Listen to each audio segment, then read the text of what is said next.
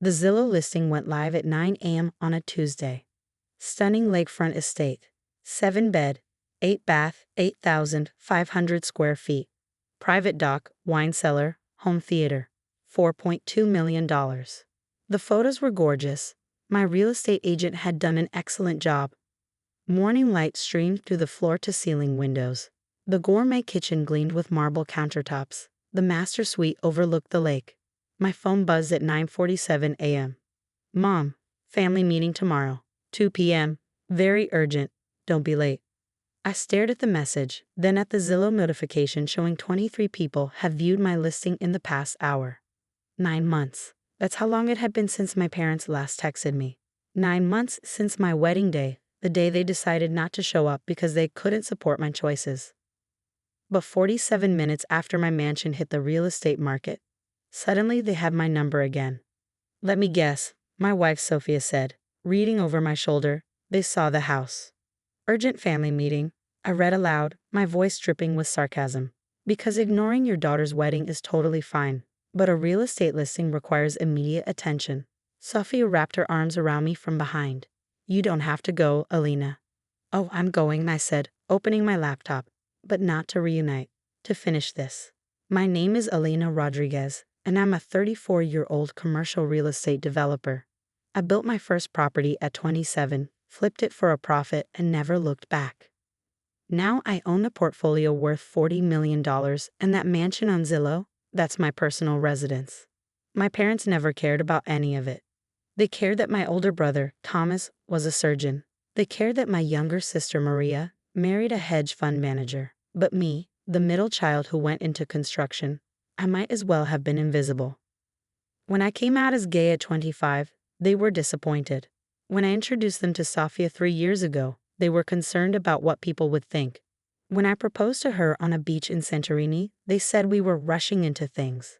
When we sent them a wedding invitation, a small ceremony at a vineyard with just 80 guests, my mother called. Elena, we can't come to this event. It's my wedding, Mom. It's not a real wedding, not in the eyes of the church, not in the eyes of our family. It's real to me and Sophia. We can't support this lifestyle choice. Your father and I talked about it, and we agree. If you insist I'm going through with this, we won't be there. Neither will Thomas or Maria. This is a family decision. My throat tightened. So you're choosing not to come to my wedding? We're choosing not to enable your mistakes, she said coldly. When you come to your senses, we'll be here. Until then, we can't be part of this. I hung up and cried for 3 hours. Then I dried my tears, finalized the wedding plans, and married the love of my life, surrounded by people who actually cared about us. My parents sent nothing, no card, no call, no acknowledgement that their daughter had gotten married. 9 months of silence. Until the mansion.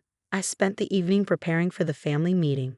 I printed documents, organized folders, and made several phone calls. Are you sure about this? Sophia asked, watching me work. They made their choice 9 months ago, I said, highlighting a section in one of the documents. They chose their pride over their daughter. Now they want back in because they saw I'm successful, but success without their support means they don't get to benefit from it. What are you planning? I showed her the folder, the truth, all of it. The next day, I drove to my parents' house. Not in my usual Tesla, but in my other car, the Range Rover I kept for property site visits. Because if they wanted to have a conversation about real estate, I'd give them one. My mother opened the door with a smile I hadn't seen in years. Elena, you look wonderful. Come in, come in. The dining room table was set for 5, my parents, Thomas, Maria, and me. Like old times, except we'd never really had old times. Just a series of dinners where I was tolerated but never celebrated. Where's Sophia? Maria asked, her tone suggesting she already knew the answer. Home. This is a family meeting, right? And you've made it clear Sophia isn't family. Awkward silence. Well, my father cleared his throat. Let's sit down. Your mother made her famous tamales. We sat. I placed my folder on the table but didn't open it yet. So, Mom started, her smile bright and fake. We saw you listed a property. On Zillow. It's quite impressive. It's my house, I said. The one Sophia and I have been living in for 6 months. $4.2 million, Thomas said, and I couldn't tell if he was impressed or calculating. That's a significant asset. It is. We didn't realize you were doing so well, Dad said carefully. Your mother and I were talking, and we thought perhaps we've been distant, that maybe it's time to reconnect. Family is important, after all. Family is important. I agreed. So important that you should show up when your daughter gets married. The temperature in the room dropped. Elena, let's not dwell on the past, Mom started. 9 months, I interrupted. I've been married for 9 months. Not once did any of you call, text, or acknowledge my existence. But the mansion hits Zillow, and suddenly there's an urgent family meeting. We wanted to give you space, Maria offered weakly. Space? Or were you waiting for me to come to my senses and leave Sofia? Silence. Let's be honest about why I'm here, I said, opening my folder. You saw the Zillow listing. You saw $4.2 million and thought, Elena has money now. We should reconnect. That's not fair, Thomas protested. This, I pulled out the first document, is the deed to the mansion, purchased 18 months ago for $3.1 million. Cash, no mortgage. My father's eyes widened. You paid cash? This, I continued, ignoring him, is my company, Rodriguez Development Group. Current portfolio value, $40 million. Properties across 3 states, 27 employees. I watched their faces change as they processed the numbers. This is my personal net worth, $15.2 million. This is Sophia's net worth. She's a corporate attorney, $2.8 million. Combined, we're worth more than everyone at this table. Why are you telling us this? Mom asked, and for the first time she looked uncertain. Because you need to understand what you gave up when you skipped my wedding. I pulled out more documents. These are the photos from that day. That event you couldn't support. Sophia in her dress. Me in mine. Our first dance. Our vows. I spread them across the table, covering the tamales. These are the people who showed up for us. 80 guests, friends, colleagues, Sophia's family. People who loved us enough to celebrate with us. People who didn't care that we were 2 women. They only cared that we were happy. Maria was crying now. Thomas looked uncomfortable. My parents sat frozen. This, I pulled out another document, is the wedding gift from Sophia's parents. A check for $50,000 with a note. For our daughter and our new daughter to build your future together. They claimed me as family. You discarded me. Elena, we were wrong, Dad started. You weren't just wrong, you were cruel. You chose your prejudice over your daughter. You cared more about what the church ladies might think than about your own child's happiness. And now, because you saw I'm successful, you want back in. We want to make amends, Mom said, her voice breaking. Do you? Or do you just want access to my success? I pulled out the final document. Because here's the thing about that mansion on Zillow. It's not actually for sale. They all stared at me. My agent listed it as a market test. To see what interest there'd be, what price point we could achieve. It's not actually on the market yet. Then why? Thomas started. Because I wanted to see exactly this, how long it would take for you to contact me once you saw I had something worth wanting. I checked my watch. 47 minutes from the listing going live to Mom's text. That's all I was worth to you. 47 minutes. The room was silent except for Maria's quiet crying. But since we're having this family meeting, I continued, let's talk about family property. I pulled out one more folder. Do you know who owns this house? The one we're sitting in right now. My father frowned. We do. We've owned it for 35 years. No, Dad, you owned it. Past tense. I slid the document across the table. You refinanced it 4 years ago and almost lost it to foreclosure 2 years ago. Your mortgage was bought by an investment group. We made arrangements, Mom protested. The investment group is mine. Rodriguez Development Group. I bought your mortgage 18 months ago. You've been paying me rent for the past year and a half. You could have heard a pin drop. That's impossible, Thomas whispered. It's all documented. The sale went through my company, which is why you didn't recognize the name. I've been your landlord for 18 months. And that's not all. I pulled out another document. This is a 30-day notice to vacate. You're evicting us. My mother's voice was barely audible. I'm selling the property.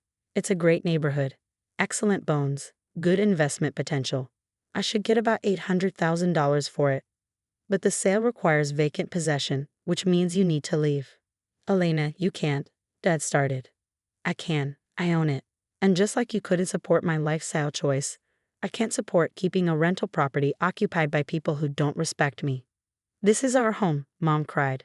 and my wedding was my life. Funny how things that mattered to you seemed important, but things that mattered to me were disposable. Maria finally spoke, her voice thick with tears. I'm sorry, Elena. I'm so sorry. We were wrong. We were horrible. Please don't do this. Why not? You did it to me. You threw away your daughter because she didn't fit your expectations. I'm just making a business decision, which, by the way, is exactly what you taught me. That family comes with conditions. That love has requirements. We do love you. Mom reached for my hand. I pulled away. You love who you wanted me to be, the straight daughter who married a man and gave you grandchildren. But I'm not that person. I'm Elena, successful, married to a woman I adore, happier than I've ever been. And that Elena, you rejected her. What do you want? Thomas asked. Money? We can pay you. I don't want your money. I have more than enough of my own. I stood up. I wanted you at my wedding. I wanted you to meet Sophia and see how she makes me laugh. I wanted you to celebrate with me, not because of my bank account, but because I'm your daughter and I was happy. Can we start over? Dad asked desperately. How? By pretending the past 9 months didn't happen? By ignoring that you only called when you saw dollar signs? I shook my head. You don't get to skip the hard parts of my life and show up for the profitable parts. I gathered my documents. You have 30 days to find a new place. I recommend starting your search today. The rental market is competitive right now. Elena, please. Mom was fully crying now. We'll do anything. We'll apologize to Sophia. You'll what? Tolerate us? Pretend to accept us while secretly hoping we'll change? I looked at each of them. I don't need your tolerance. I don't need your grudging acceptance. I needed your love, and you proved I couldn't count on it. I walked to the door, then turned back. Oh, and Mom? The tamales are cold. Might want to reheat them. But I guess that's fitting. This whole family went cold a long time ago. The drive home was a blur. I cried. Angry tears, hurt tears, relieved tears all mixed together. Sophia met me at the door. How did it go? I told them everything. About the house, the business, the eviction. And they begged me to reconsider. Said they wanted to make amends. I collapsed onto our couch, the one in our mansion that was definitely not for sale. Do you believe them? I believe they're scared of losing their home. I believe they're impressed by my success.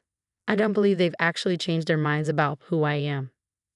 Sophia held me while I cried. What happens now? Now? I sell their house. I build my business. I live my life with you. I looked at her. And maybe someday, if they ever actually accept us, not tolerate, accept, we can talk. But it'll be on my terms. Not when they need something, when they genuinely want to be part of our lives. And if they don't, then I already have everything I need. I kissed her. I have you. I have our home. I have a career I built without them. Their validation would be nice, but I don't need it anymore. 2 weeks later, my mother showed up at my office. No call ahead, no text, just appeared in the lobby and asked to see me. Against my better judgment, I let her come up. I'm not here about the house, she said immediately. I'm here about being your mother.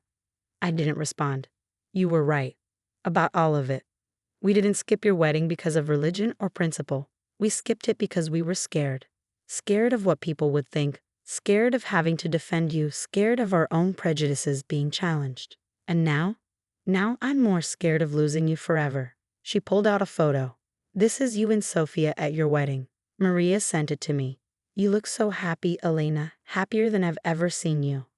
I looked at the photo. We were both laughing, Sophia's veil caught in the breeze, my hand on her waist. I missed that, Mom continued, her voice breaking. I missed my daughter's happiest day because I was too proud and too scared. And I don't know if you can ever forgive me for that, but I need to try. Why now? Because in 2 weeks I've had to face what we did. Your father and I have been packing our things, looking at apartments we can actually afford. And every box I pack reminds me of what I threw away. Not the house, you, my daughter, the brilliant, strong, successful woman you became without our support. She wiped her eyes. I don't deserve your forgiveness. I know that, but I want to try to earn it. Real forgiveness, not the kind you give because we're desperate or scared. The kind you give because I've proven I've changed. I looked at this woman who'd given me life but had almost destroyed it with her conditions. Sophia and I are having dinner Sunday night, I said slowly. 7 p.m. at our house. If you and Dad want to come, really come, to meet her and know us, you're invited. But if you come, you don't get to judge. You don't get to hope we'll change. You accept us as we are, or you don't come at all. We'll be there, she promised. And Elena? I'll spend the rest of my life trying to be the mother you deserved at that wedding. I didn't respond. Only time would tell if she meant it. But for the first time in 9 months, I had a sliver of hope. Maybe some families were worth fighting for after all.